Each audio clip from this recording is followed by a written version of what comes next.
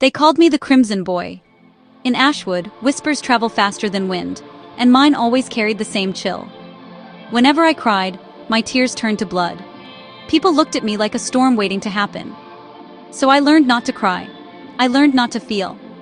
My parents tried everything: healers, herbs, prayers whispered into cracked candles.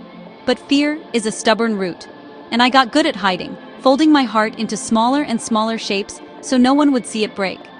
Then came the eclipse. The moon went dark, and something old woke up. Malachi, a sorcerer out of legend, as real as the cold hand he laid on my shoulder. He took me beneath the earth, into a lair built from shadows and secrets. He wanted my tears, my blood, to feed his magic, to make darkness permanent. I fought it. I bit my lip. I swallowed every fear. But you can only hold a flood for so long. When he threatened Ashwood, my parents, my home, something inside me cracked, and I cried. The tears fell like rubies. The air shivered. Symbols flared on the stone. Lines of light I'd never seen before, awakening like stars at dawn.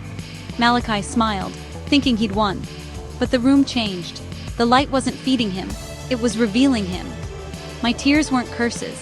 They were keys. Every drop tugged at threads of a hidden prophecy woven into the bones of Ashwood. The blood wasn't meant for harm. It was meant to heal. The symbols rose, humming, and that hum turned into warmth.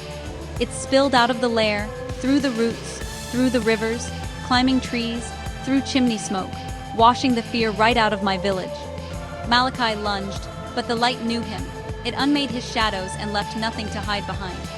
I kept crying, this time on purpose.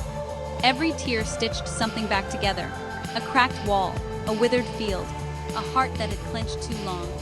The darkness thinned like fog meeting sunrise.